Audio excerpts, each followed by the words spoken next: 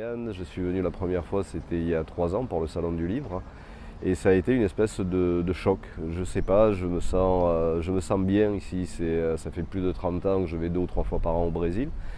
Et il y a sans doute des racines ou au moins des rivières souterraines communes entre la Guyane et le Brésil qui font que ici je me sens bien malgré tous les problèmes. Je ne suis pas angélique. Tandis que quand la bossa nova arrive, c'est l'ouverture d'une parenthèse qu'on appelait o amor, sorriso e a flor, l'amour, le sourire et la fleur.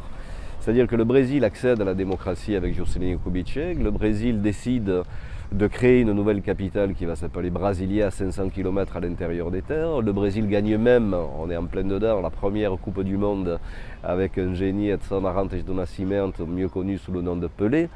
Le Brésil fait une belle place au Cinéma Novo, qui est un cinéma purement brésilien, qui est un petit peu le pendant de la nouvelle vague française, et où pour la première fois, des gens comme Carlos Diegues, Cacá Diegues, font des films sur les racines africaines du Brésil, et ça c'était quelque chose de révolutionnaire.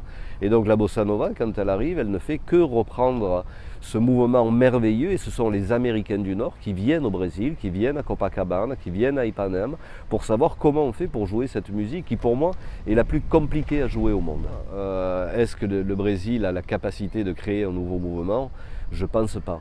De la même façon que la France n'est pas capable non plus, quand je dis la France, c'est la métropole, n'est pas capable d'avoir une existence sauf de rares étoiles filantes. Je ne vais pas m'amuser à citer quelques noms, mais il y a encore un peu de musique française de qualité. Sinon, vous allez au Brésil, vous allumez la radio, nous on a Céline Dion, eux ils ont quelqu'un d'autre, mais c'est exactement la même consommation de masse. On ne prend plus de risques, on ne donne plus la parole à la jeunesse qui normalement est là pour faire éclater les carcans. Donc on lui donne, voilà, on lui abandonne des petites miettes, donc on fait du rap, du hip-hop, du slam, qui veut tout dire et rien dire, musicalement en tout cas, que ce soit une expression d'une révolte, d'un mal-être de la jeunesse, je l'entends tout à fait, mais que ce soit une nouvelle création musicale qu'on puisse comparer à la bossa nova, c'est absolument faux. Enfin, moi je m'inscris